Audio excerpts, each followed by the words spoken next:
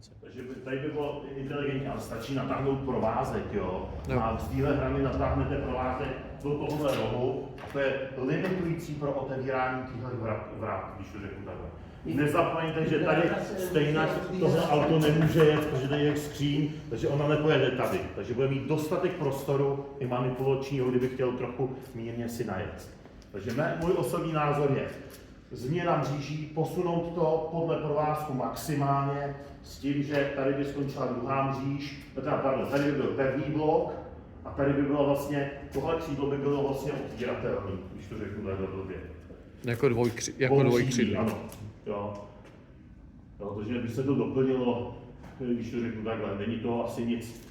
Tady se to dá uříznout, navařit, takže tahle křídlo se dá použít teoreticky sem a tak dále. Takže zámečník si myslím, že by si s tím pohrál, že to není podle mě problém. Ale bylo by to daleko komfortnější v rámci toho vystupování, jo? Když to řeknu takhle, daleko komfortnější, než je současný stav.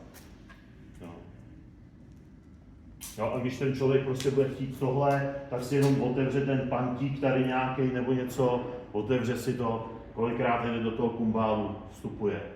Jednou za den, dvakrát, za týden, nevím. Jo.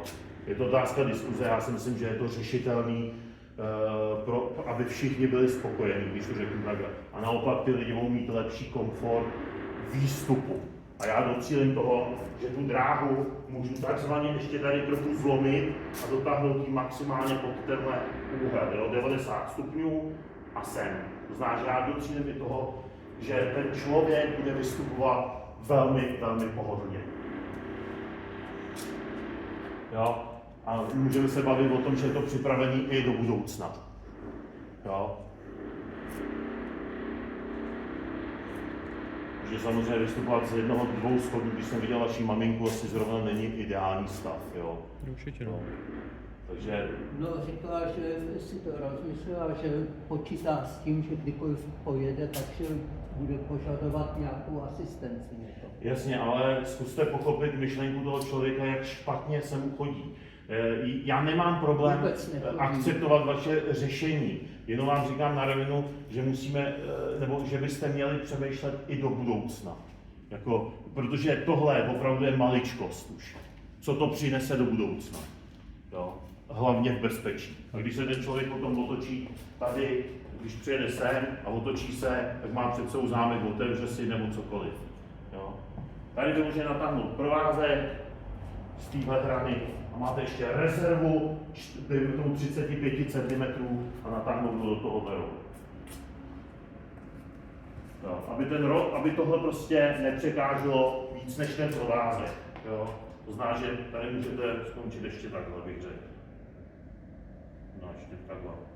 S tou mříží. Aniž by to omezovalo výjezd a nájezd tady v téhle, jo, nebo zachovalo ten systém. To, že to teď nejde projet, je tady něco, není podstatný, prostě se zachová ten. A nezapomeňte, že to omezují i tyhle krabice. Že nikdy auto nemůže jet tady. Jo, nikdy. Prostě musí jet logicky tady. I s nějakou rezervou, aby si neulohlo zrcátko nebo cokoliv. Jo, a vidím, že to nebylo porušení, takže do toho asi nikdo nenaboural.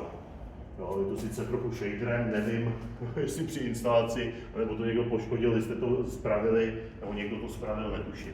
Jo. Takže za mě si myslím, že je to takový jako nejrozumnější a všichni jsou teoreticky spokojení. Jo.